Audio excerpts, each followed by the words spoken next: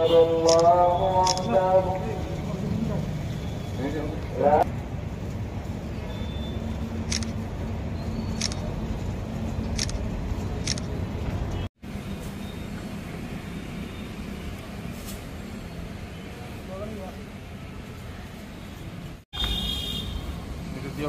ఆందోళనను వెలికితీసే క్రమంలో విధుల్లో ఉన్న జీ న్యూస్ జర్నలిస్ట్ శ్రీచరణ్ పోలీసుల దాడిలో గాయపడడం, పోలీసులు జర్నలిస్ట్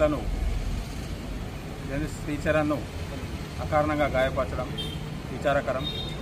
ఈ సంఘటనకు నిరసన వ్యక్తం చేస్తూ దీనికి బాధ్యులైన వారిపై చర్యలు తీసుకోవాలని కోరుతూ కోరుట్ల ప్రెస్ క్లబ్ నుంచి మిత్రుడు జీ న్యూస్ మిత్రుడు వాసిద్ మల్లిక్ వీళ్ళ చొరవతో ఈరోజు ఒక నిరసన కార్యక్రమం చేపట్టి ఆర్డీఓ గారికి వినతిపత్రం ఇవ్వడం జరిగింది. ఇలాంటి సంఘటనలు మరోసారి పునరావృతం కాకుండా చూసుకోవాలని ప్రెస్ క్లబ్ పక్షాన కోరుతున్నాము. ధన్యవాదాలు. ప్రజలకు ప్రభుత్వానికి వారధిగా పనిచేస్తున్నటువంటి మీడియాను అణగదొక్కడం, మీడియా పైన దాడులు చేయడం సరైనది కాదు.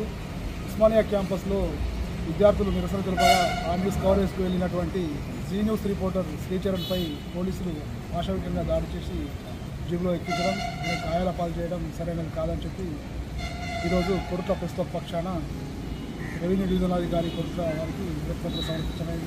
అదేవిధంగా ఇలాంటి దాడులు చేస్తే మేము కూడా రోడ్లపైకి ఎక్కి నిరసన కార్యక్రమాలు తెలుపుతాం.